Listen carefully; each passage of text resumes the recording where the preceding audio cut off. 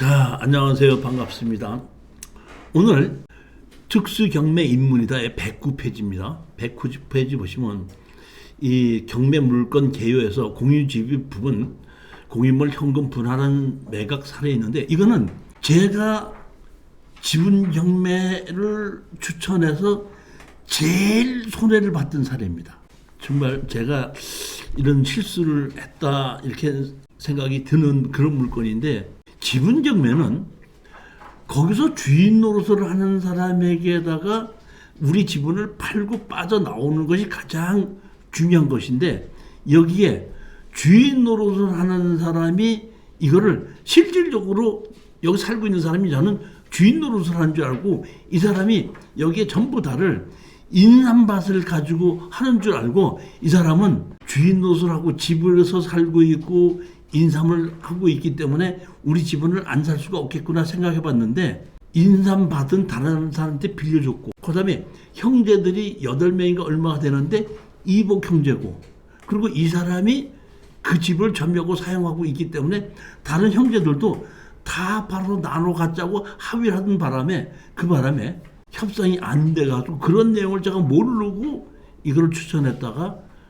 실패한 사례입니다. 대표적인 실패 사례입니다.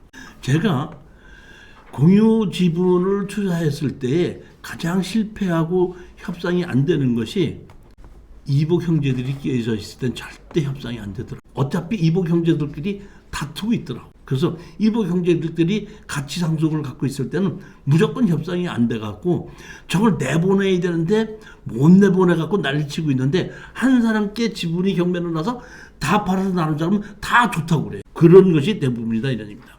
제가 이걸 처음부터 권리 분석을 잘못한 겁니다. 그래서 이거는 보면 이런 땅에 인삼밭을 이렇게 짓고 있고, 그 다음에 이 사람이 여기서 살고 있기 때문에 저는 인삼밭을 경영하기 때문에 그대로 몇 년 동안 경영을 해야 된다고 봤고, 이 집을 차지하고 있기 때문에 이 여기에 있는 살고 있는 사람이 무조건 협상할 줄 알았는데 그렇지가 않더라는 겁니다. 여기 오영 누구라는 사람이 여기 오게끔 되면 누구죠? 50년생인가 이렇게 되는데, 자, 충청남도 서산시 부성면 강수리 63분의 9, 이 제가 70%가 떠진 거를 보면은 6,800인데, 이것이 뭐냐면은 지분이 있기 때문에 감정을 좀 낮춰서 했던 건가, 아마 그럴 걸로 제가 알고 있는데, 이거 보면 우리가 얼마의 낙찰을 받았죠? 84%의 낙찰을 받았죠. 이것도 제가 보면 이 지분 이런 경우에 49%까지 떨어졌을 때 하는 건데, 이것도 내가 실수했던 겁니다. 농림지역에 있고 전부 다 강제 경매로 해서 내가 보니까 얼마 1,000만 원 정도밖에 안 되기 때문에, 아, 이거는 취하될 것이다 이렇게 생각을 했는데 취하되지 않았습니다. 낙찰을 받고, 우리 낙찰을 받은 수강생이 제가 항상 이렇게 하거든요. 낙찰을 받고 나면은 한번 잔금 내기 전에 한번 찾아가 봐라 했더니, 찾아가서 여기 있는 이분을 만나신 것 같아요. 만났더니 낙찰을 받았냐? 그래서 뭐 어떻게 하라고? 법대로 해 이렇게 얘기하다 보니까 협상할 의지가 전혀 없고, 나중에 거기서 조사를 해봤더니 거기에 있는 그 땅 그 인삼밭도 다른 사람한테 빌려줬고, 이 사람은 그냥 그 집에서 갈 데가 없기 때문에 그 집에서 혼자서 눌러 살고 있고, 이복 형제들도 그 사람을 내보내지 못하고 있던 그런 상황이었어요. 보니까 나머지 인삼밭도 다 이렇게 공유로 지분으로 되어 있었다. 다른 것도 이제 보면은 상속이 이렇게 63분의 9는 상속을 받은 거고, 63분의 2, 3 이렇게 있잖아요. 이건 상속의 상속이. 인삼밭도 건물도 전부 다. 이 건축물 관리장이 이렇게 있고, 여기 방누구로 돼 있습니다. 여기 보면 이 땅이 전부 다가 이렇게 있고, 인삼밭으로 쓰고 있고, 여기 집이 하나가 있는 거예요. 여기 있는 땅 하나, 집 하나 있는 땅만, 요것만 지목이 돼지고 전부 다 답이고 전으로 돼 있는 거죠.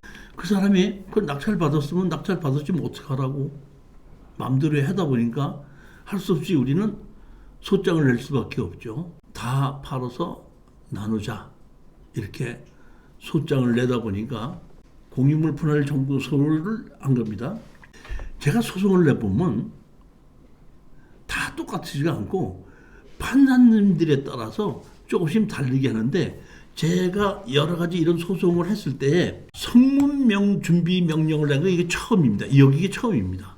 이 성문 명령이라는 것이 제가 변호사한테 가서 물어봤더니 그 변호사가 이제 이런 성문 명령을 할 때 따로 물어보고 뭐 하는 것이 있다 이런 얘기를 내가 들었습니다. 그런데 여기서 성문 이렇게 다 팔아서 했더니 성문 명령을 했는데 자 성문 명령은 원고와 피고한테 다 보냈습니다. 자 성명 준비 사항이 이렇게 돼 있죠. 당사자들 사이에 공유물 분할에 관한 협의가 이루어지지 않아 공유물 분할 소송이 제기된 경우 법원은 적정한 방법으로 공유물을 분할해야 하므로 원고의 청구를 기각할 수 없습니다. 그러니까 무조건 해줘야 된다 이런 얘기입니다. 그런데 당사자 간 사이에 조정 화해가 이루어지지 아니하는 경우에는 판결로서 원칙적으로 현물이 분할이 되고 외외적으로 경매로 매각하고 지분 비율에 따라 대금을 분할할 수 있습니다. 그러니까 분할을 해달라면 분할해주는 게 원칙인데 현물로 분할하는 것이 원칙인데 현물로 분할할 수 없거나 협의가 이루어지지 않았을 때는 대금으로 분할하는 방법이다. 다 팔아서 현금으로 분할하는 방법도 있다. 이거를 설명해 놓고 그다음에 원고 성명사항, 우리 원고입니다. 원고는 이 사건 부동산을 대금 분할할 것을 청구했으나 현물 분할이 불가능한 경우에만 대금 분할이 가능합니다. 원고는 이 사건 부동산 현물 분할이 불가능한 사정에 대해 주장하고 입증해 하십시오 하고 성문상을 보낸 겁니다. 두 번째, 저희 처음에는 못 모르고 이 지료를 청구를 했는데 우리가 건물도 같이 낙찰을 받았지 않습니까? 건물도 같이 낙찰을 받은 사람의 입장에서는 건물을 사용하고 있는 부분에 대한 걸 할 수 있어도 토지에 대한 것은 잘못했고 여기에 그 감정 신청을 하라는 바람에 그 지료를 가지고 감정 신청 비용이 안 나올 것 같더라고요. 그래서 제가 할 수 없이 이 감정 신청은 그 넓은 땅 중에서 불법으로 사용하고 있는 건물이 어디 있는지 지정해서 감정 신청을 하라는 바람에 이건 감정 신청은 제가 사실은 철회해 버렸어요. 그다음에 피고들의 성명사항입니다. 원고는 피고들은 소장을 송달받고도 아무런 답변을 하지 않았습니다.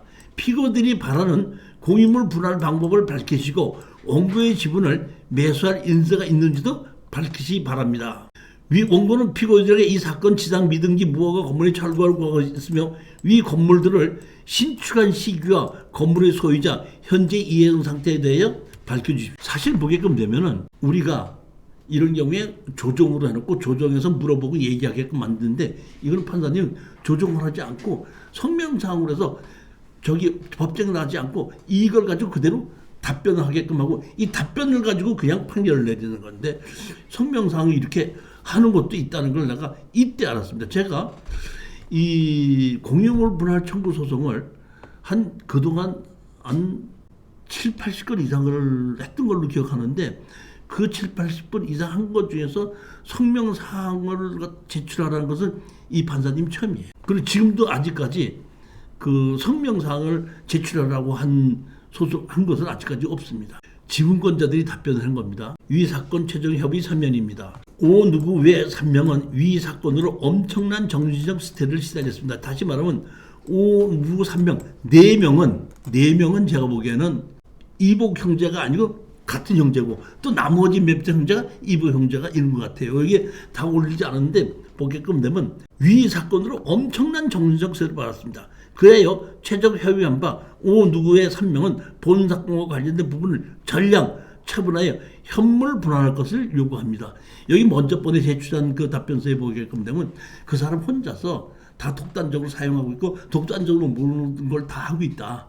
그래서 우리로서는 너무 우리가 이런 걸 뭐라고 하지 못하겠다 이런 답변서도 있었어요. 근데 마지막 답변서는 보게끔 되면 여기 4명은 다 팔아서 나누자고 하는데 합의한다.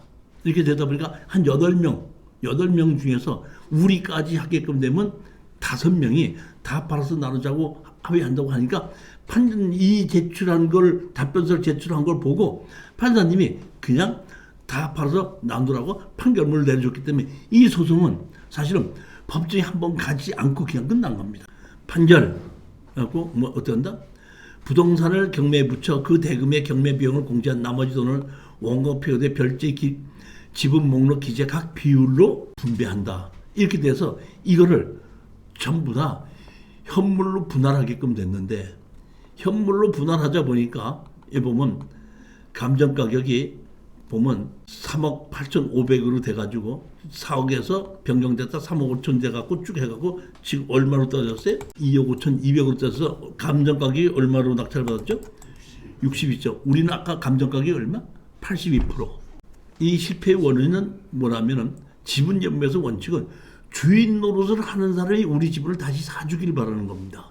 근데 제가 여기 인삼을 여기 살고 있는 사람이 인삼 재배를 그대로 하는 줄 알고, 인삼 재배는 다 5, 6년이 걸리잖아요. 그렇기 때문에 이 사람이 다시 살 거라고 생각했고, 그 이유는 1,000만 원의 강제경매이기 때문에 1,000만 원 정도는 갚아서 취할 수도 있지 않겠나 이런 싶은 생각이었는데, 그것이 이보경제권이가 뭐 취하시킬 것도 없고 여기 살고 있는 사람도 자기도 농사를 안 짓고 이러다 보니까 뭐 얼마든지 팔아서 다 팔아서 나는데 돈이 한다. 마음대로 해라. 이렇게 되다 보니까 예전에도 한번 이런 경우도 있었어요. 보면 그 당시도 그 상속이 있고 상속에 상속이 있었는데 이제 이것도 얼마가 되지 않아서 제가 낙찰을 받고 협상을 하려고 그랬더니 아니 게 아니라 상속의 상속자가 연락이 왔더라고요. 얼마에 팔겠느냐고. 그래서 얼마에 팔겠다 해서 우리가 감정가보다 얼마나 싸게 주면 팔겠다고 얘기했더니 그때 그분의 답변은 작은아버지가 살고는 계시는데 그 집에, 그러니까 상속자들이 많이 있고 작은아버지는 그대로 살고 있는데 그 상속자들이 작은아버지를 나가라고 하지 못하는 거 아닙니까? 그럼 그 돈을 대신 물어주더라도 작은아버지를 나가지 못하고 작은아버지가 살 때까지 그대로 둬야 되지 않습니까? 그러니까 그 사람들은 여유가 있는 사람이기 때문에 그 집을 다시 살 수가 있는데, 산다고 하더라도 작은아버지가 돌아가실 때까지 그대로 보낼 수가 없잖아요. 친인척 관계에서. 있기는 있는데, 그래서 좀 가격은 뭐 그렇게 비싸게 달라는 것이 않아서 그렇긴 한데 생각 좀 해봐야 되겠어요 해놓고서는 연락이 안 온다 보니까, 그때도 그게 작은아버지를 자기가 내보내지 못하는데 공유물 분할로 팔리게끔 되면 자기가 아니라 다른 사람들이 법원에서 내보내게끔 하니까 우리는 어쩔 수 없었다 하는 걸로 하기 때문에 협상이 안 되더라고요. 지분 경매에서 가장 중요한 것이 이런 거라는 거예요.